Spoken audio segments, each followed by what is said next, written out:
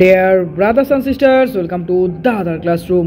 Class 7 এর third unit test অর্থাৎ final পরীক্ষার স্বাস্থ্য এবং শারীরিক শিক্ষার একটি সাজেশন ভিত্তিক মডেল কোশ্চেন সেট সম্পূর্ণ উত্তর সহ অ্যানালাইসিস করব।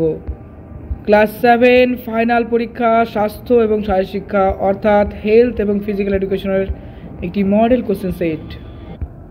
ক্লাস 7 স্বাস্থ্য এবং শারীরিক শিক্ষার দেখো প্রশ্নপত্র প্রথম দিকে দেখো লেখা আছে একের নিচের প্রশ্নগুলোর উত্তর দাও। 1 নম্বর, বন্যার সময় কোন জল পান করা উচিত? অবশ্যই দেখো বন্যার সময় পুকুরের জল বা নদীর জলের সাথে বিভিন্ন রকম জীবাণু ভাইরাস মিশে থাকতে পারে, কিন্তু নলকূপের সাথে সেই সম্ভাবনা একটু কম, তার জন্য সেফ জল বলবো নলকূপের জল। সঠিক উত্তর কি হলো? দেখো এ নাম্বার নলকূপের জল। এরপরে মেরুদণ্ডের পার্শ্বদেশীয় বক্রতাকে বলে, দেখো বলেছে কাইফোসিস, লোটোসিস, স্কোলিওলিসিস।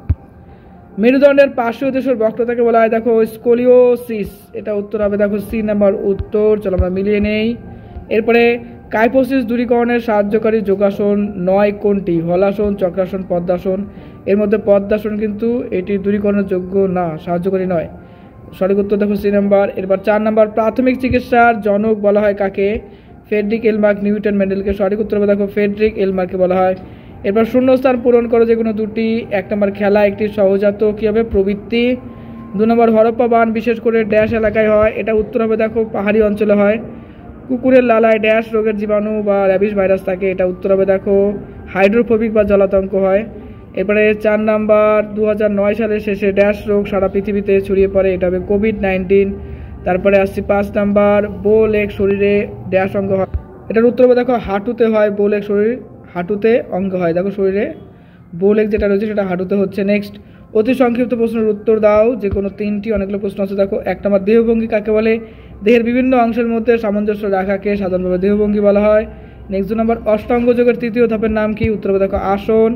3 নম্বর, যোগ চর্চা প্রথম শুরু হয় কোন দেশে? উত্তর হবে ভারতে। খেলার মাধ্যমে শিশুরা কি ভুলে যায়? দলাদলি ভুলে যায়। তারপরে দেখো এরপরে 5 নম্বর, গোলাকার কুব্জ যুক্ত পিঠের আকৃতিগত বিকৃতিকে কি বলা হয়? উত্তর দেখো কাইফোসিস।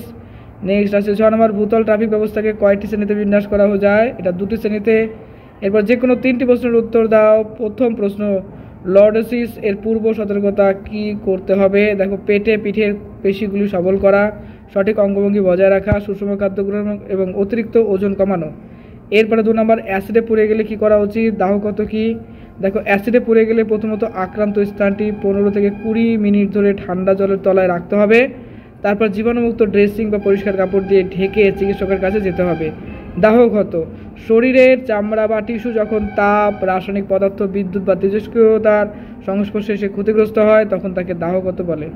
এবার 3 নম্বর, বিপর্যয় মোকাবেলা কিট এ কী রাখতে হবে?